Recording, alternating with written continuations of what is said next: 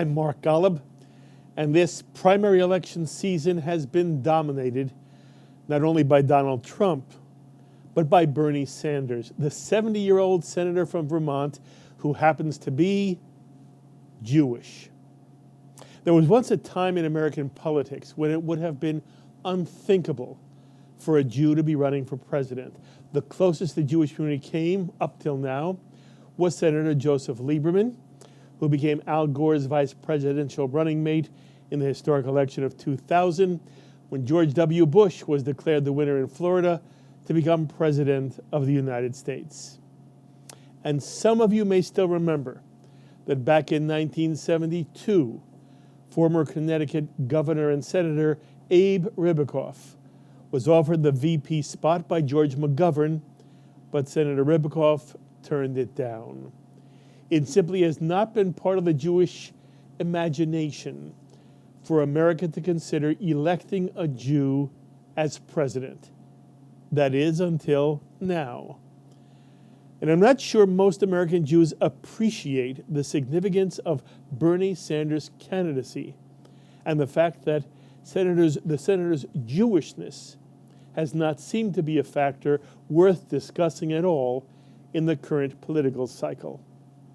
Well, for some insight and commentary on Bernie Sanders' campaign and other issues relating to this primary election season, we're most pleased to be joined at our JBS phones by the highly regarded columnist and editor-at-large of the Jewish Daily Forward, J.J. Goldberg, who's also the author of Builders and Dreamers and the Jewish Americans. J.J., thank you so much for joining us. My pleasure, Mark. So, J.J., what do you make of the fact that we have a Jew running for the Democratic nomination for president, so far doing extremely well, soundly beating the presumptive Democratic nominee, Hillary Clinton, and there doesn't seem to be any interest in the fact that Bernie Sanders is a Jew? I haven't seen polling, and I don't think it's been done, but the people I speak to get the impression that most of the American public doesn't realize he's Jewish. All right. There's nothing Jewish in his name. He's from Vermont. Brooklyn doesn't necessarily mean Jewish, if it ever did, in the popular mind. I can tell a Brooklyn Jewish accent from a Brooklyn Italian-American accent in a minute, Yes. but I think most Americans can't. Interesting. So I'm not sure how significant it is. It's also surprising when you realize that the first woman to win delegates in a primary to a convention was in 1964, Margaret Chase Smith. The first black to win delegates to a convention in a primary was Shirley Chisholm way back in 1972. Yes. So actually, the Jewish entry into the presidential race is much later than women or African Americans, Exactly. which is a little surprising. By the way, The other thing that I've been thinking about a lot lately is the fact that the sort of identity politics and ethnic pride factor that you might expect to kick in is present today mainly among Jews who don't tend to like Bernie Sanders' politics. Interesting. He's quite left-wing. Yeah. He's quite assimilated in his, at least, public demeanor. Yes. And he's very unlike Joe Lieberman in that sense. So the people who would be likely to thrill at a Jewish nominee are the very people who aren't going to like Bernie Sanders. And the people who like Bernie Sanders tend to be the people who go, yeah, Jewish, big deal. Very interesting. By the way, did you see the Saturday night SNL's Saturday Night Live, the skit with the Titanic? Right. Curb Your Enthusiasm. Where he says, my name is Bernie Sanders Witzke, but we're changing it to when we get to America so it doesn't sound quite so Jewish. Right. So if you're watching SNL, then you know he's Jewish. Larry David was the comedian who has been playing Bernie Sanders. Some people say Larry David does a better job being Bernie Sanders than Bernie Sanders. But when I see an SNL skit like that, it's hard for me to believe that much of America does not know that Bernie is Jewish. Well, interestingly enough, that is apparently the first time that he has publicly said, at least on air or in front of a crowd, mentioned the word Jewish. Yes. By the way, he didn't. Larry Sanders, like Jerry Seinfeld, like Jon Stewart, like Sarah Silverman, says Jew over and over again. But Bernie's from a generation that didn't. Incidentally, Sloan, we have a headline from from a recent New York Times. See if we can put that up for one moment. It's interesting. JJ, there was a recent story in the New York Times which mentions that Bernie Sanders' kibbutz was found. He served on a kibbutz as a young man, and the headline reads, Bernie Sanders' kibbutz found, surprise, it's socialist. And that is also what seems to be whenever you do see a media comment on Bernie's Jewishness, it's related to his being a socialist, and during the 60s and actually 50s and 60s, Jewish socialism was a major factor, especially in parts of the liberal New York Jewish community. Right. So, yeah. The idea that anybody, a kibbutz is by definition socialist. Yes. That's what makes it a kibbutz. Yes, you're right. People have been making a big deal, especially on the right, the New York Post, for example, about the fact that this was from the Hashomer Hatzair movement of kibbutzim, which flew the red flag. Well, I was on, a few years after him, on a Mapai kibbutz, the right wing of the kibbutz movement, much closer to Tony Blair, for example, than Joseph Stalin, and we also flew the red flag. The red flag is simply the British Labour Party, its anthem, which is sung at every British Labour Party convention. Though cowards flinch and traitors sneer, we'll keep the red flag flying here to this day. So socialism in other countries doesn't mean what it means to the popular ear in America. Interesting. It's about British national health. It's about it's unusual that in America the electric company is privately owned. Yes. That's rare in the world. Having said that, it is kind of, well, if you'd call it a red flag to American voters. And frankly, I think a lot of Democrats are worried that if he does get the nomination, after he's sailed through the primaries, the Republicans are going to make mincemeat out of him. Mm-hmm. And a very non-kosher mincemeat. So, take a step back with me, JJ. Does the Jewish community, in your opinion, understand the significance of a Jew running for president and being taken seriously? Will the Jewish community celebrate the first Jewish president the way the African American community celebrated the election of Barack Obama, or the way women say they will celebrate the election of Hillary Clinton if she becomes the first woman president? I suspect not. There may be a sort of a minor celebration, one of these things like the office birthday party in the back room. Because, first of all, most American Jews don't feel themselves to be oppressed or deprived or held back. Yes. I mean, when you've got 3 out of 9 members of the Supreme Court, 10 out of 100 members of the United States Senate, in fact, 10 out of 45 Democrats in the Senate are Jewish. So there's a sense that it's not opening any doors that weren't open. It doesn't symbolize some great step forward from the shadows. We're not in the shadows anymore. For the blacks and for women, there's a widespread sense that they still don't have a fair shake in America. So for them, it's exciting. It's a statement. For Jews, it's really a footnote, I think. And again, except for those Jews, especially Orthodox Jews and political, kind of Likud conservatives, who sense that the world is against them because Israel's policies are not popular, or Israel's not popular. So they would tend to be the ones who would feel excited the way they did about Lieberman, but again, they're not going to be happy with Bernie. Okay. Do you personally think it's significant that a Jew is not only running for president, but basically his Jewishness is a non-issue? Is it significant to you? Is It's more, having grown up as a Jewish socialist on Long Island Yes. in a labor Zionist family with roots in Brooklyn. To me, and where we sang the Red Flag song. I was in labor Zionist, Israeli Labor Party. That's my background. So for me, it's thrilling personally. Yep. In Jewish history, in American Jewish history, I'm just not sure.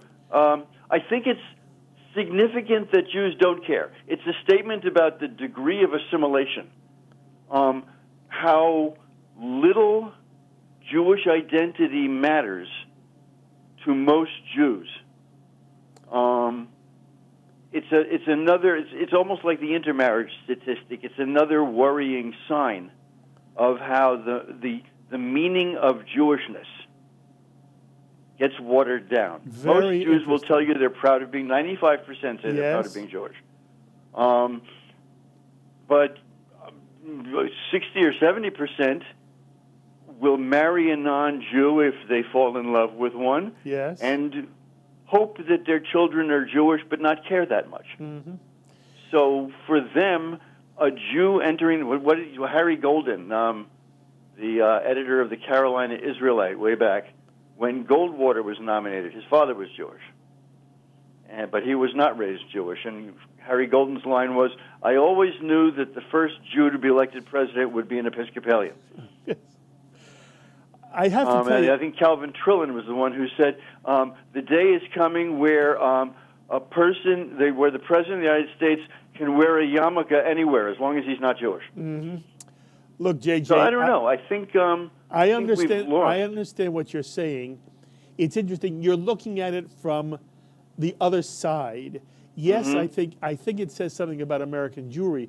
I'm more interested in what it says about America. You know, when Abe Rivikoff was asked by John Kennedy to become Attorney General, Abe Rivikoff turned it down because he was afraid that it would be the Jew who was fighting for civil rights. It seems to me now America doesn't really care that a Jew is running for president. When Kennedy runs as a Catholic, it's a big deal. When Barack Obama runs as an African American, it's a big deal. Hillary Clinton is making a big deal out of the fact that she's a woman. Somewhere along the way, JJ, it seems that America really said, we don't really care if it's a Jew or not.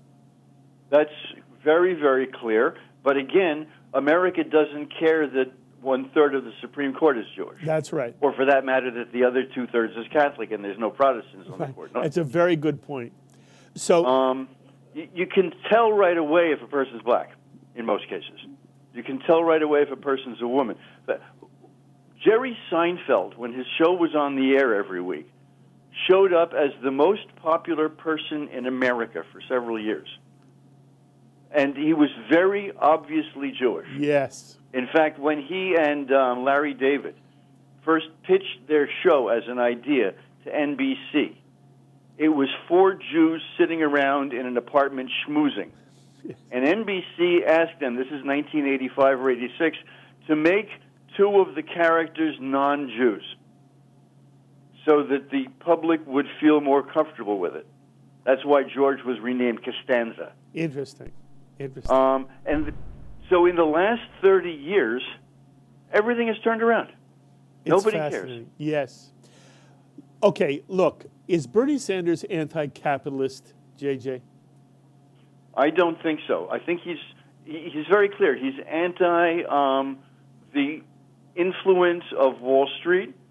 He very closely follows the Scandinavian model of socialism, which is basically a heavy welfare state laid on a market economy. Mm-hmm. Most socialists today have completely accepted the idea that the market, which means the capitalist system, is better at producing and allocating goods. The market makes better decisions about what should be made and where it should be made than a government does.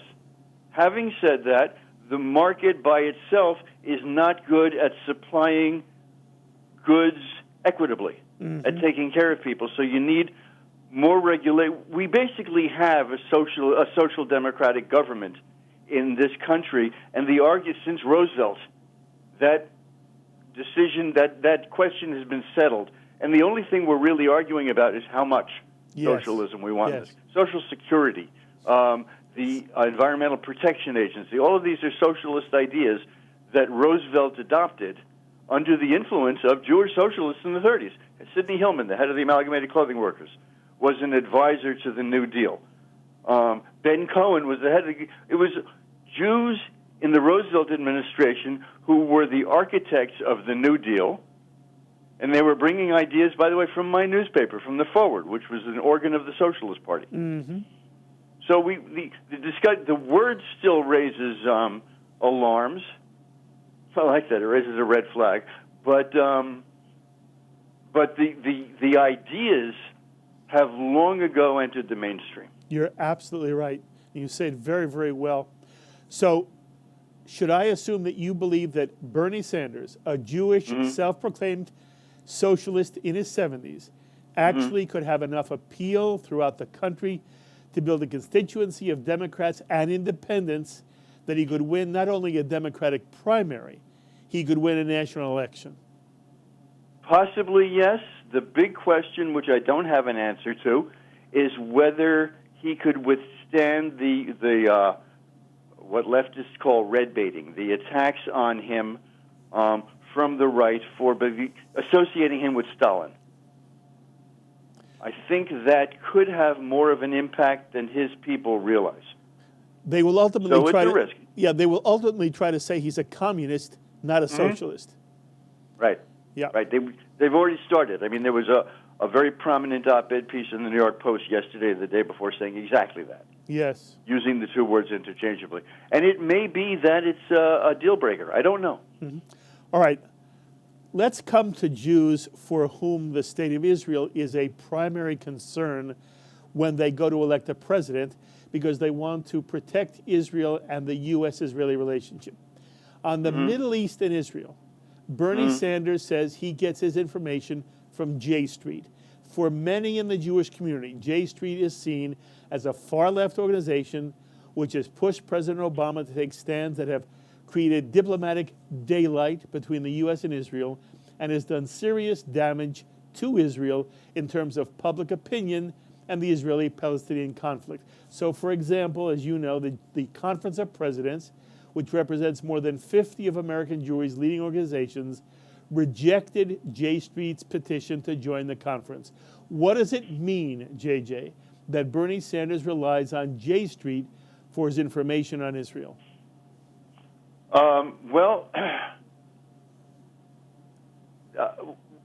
One of the topics that I write about most often is the relationship between the Israeli military and intelligence establishment, that is the Mossad, the Shin Bet, and the IDF, and the Israeli government. It is very bad lately. It was quietly bad for a number of years, and now there's public mudslinging back and forth because the generals who run the army, who have been keeping Israel alive for the last 60 years, and the Mossad and the Shin Bet, which are two of the best intelligence agencies in the world, believe that the government is missing the opportunity to make peace, that the Arab world is ready for it. J Street is actually much closer to the army. Let's put it this way. The Israeli military is closer to J Street than it is to the ZOA or the Conference of Presidents. There could be a lot of fireworks. I also think he will shy away from the fireworks. He says J Street because he's not that interested in foreign policy. He's going to hire a team to advise him. They're not going to come from J Street. He's going to have to get along with the Democratic Party. And because he wants to challenge a lot of assumptions on the issues he does care about, namely economics, he's going to have to make room for the mainstream Democrats on the foreign policy and defense side.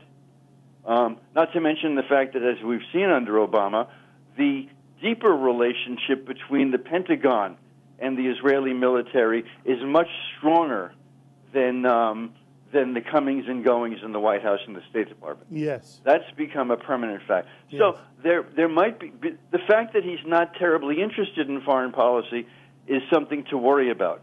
By the way, just as an end to this particular note, there's an interesting clip on YouTube from the summer of 2014 during Operation Protective Edge, the war in Gaza, where he's holding a town meeting in Vermont, and some people from the audience get up and start questioning him about Israel's quote-unquote genocide or mass murder or something like that in Gaza, and he gets into a shouting match with his with the audience, where he's defending Israel's right to defend itself.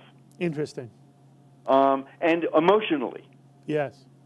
So he didn't go to Israel in 1964 in order to fly a red flag. He went there to be in Israel. Yes. I believe his son is named Levi. I believe his private life is much more emotionally Jewish than he lets on in public. Interesting. I believe he's got to appeal to his base like any politician does, and his base is all of these, campus hotheads. Yes. So he's not going to go around flying Israeli flags because he'd lose his core constituency. But when you get in the White House, there's a lot of constraints on you, and I think they're constraints he will welcome. Okay. But I could be wrong. Look, Jews have... the saying, are you an optimist or a pessimist? Well, I'm both. I'm an optimist in the sense that I feel that things will turn out well. I'm a pessimist in the sense that I worry that my optimism isn't based on anything. So look, Jews have traditionally voted something like 70% Democrat. Right. At the same time, today, many Jews who care about Israel's safety, worry for its future, even though there has been very good cooperation in terms of military and intelligence between Israel and the current U.S. administration, many people have been upset with President Obama. Do you expect these concerns to take a bite out of the traditional Jewish support for the Democratic candidate in the upcoming election? They will. And again, it's what I said about the split between the people who celebrate Jewish advancement and the people who don't care much. It's important to note that the Jewish vote for the Democrats, going back to World War I, has ranged from 65 to 90%. Lyndon Johnson got 90. Franklin Roosevelt got 90. Adlai Stevenson got 65. Well, what's his face? Eisenhower got 35%. Nixon got 30-something% in his second election. So it really varies. There's an extreme variance. Do you remember what Reagan Clinton did? got 85, and then Kerry got 70. So, there will be a variation. Some of it will be based on that. And again, it's going to be suspicion. The loyalty, support for Israel, and political conservatism have, in many minds, become, both on the left and the right, the two are conflated. It's assumed that if you're a political conservative, you're probably good for Israel. It's not necessarily true. Chuck Schumer's not a conservative, and Rand Paul is not a liberal. How do you assess Hillary Clinton on Israel? I think Hillary Clinton, she's very popular in Israel. She's very close to AIPAC. She has at times shown, I guess, an obliviousness to the subtleties. In '98, when she was running for the Senate the first time, and she missed a whole attack on Israel by Suha Arafat, Mrs. Arafat. Yep. And she came under a lot of attack for that. I think, like Obama, she tries very hard to curry a close relationship with the Jewish leadership because the Democratic Party relies to such a large extent on wealthy Jews for its money. She does it better than Obama does. She doesn't arouse the suspicions. And in the end, she has a much more I think she's very solid on Israel. She has personal relationships in Israel. She's one of her first political programs. This goes back to the 80s, I think, when she was just a governor's wife, was with an Israeli children's welfare program that she imported to America. She was back and forth learning about it. So there's a real solid web of relationships that she has with Israel and with the Jewish community here. And those things mean a lot. Okay. You know, Dennis Ross once showed me something about, he was working for James Baker in the State Department, and Baker was very unpopular with the Jewish community. And he pointed out that Baker had hired a Middle East staff. It was Dennis Ross and Aaron Miller and Dan Kurtzer, all of whom kept kosher at home. Two out of the Kurtzer and Miller sent their kids to Jewish day school. And George Bush Sr. over in the White House had a staff that was generally indifferent / hostile to Israel. Mm-hmm. And what he was saying was, you know, there is an anti-Semite in this mix, but it's not in this building. Yes. Look, do you have any sense of what's going to happen to the Bernie Sanders, Hillary Clinton face-off either in Nevada or in South Carolina? And what chance do you give Bernie now of upending Hillary Clinton's second attempt to be the president of the United States? I would give it 50-50. It really depends on whether he can break through to the African-American kind of electorate. Yep. Past the politicians in that community are all on Hillary's side.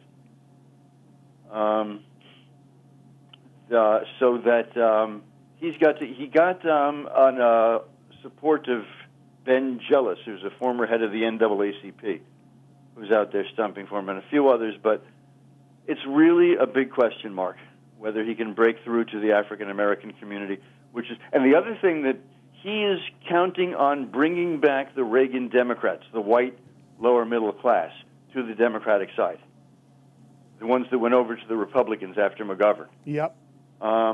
And I think that's the base. When he talks political revolution, that's what he means. All right. He means bringing back whites to the Democratic Party. You know, the Democrats get 40% of the white vote. That's it. Fascinating.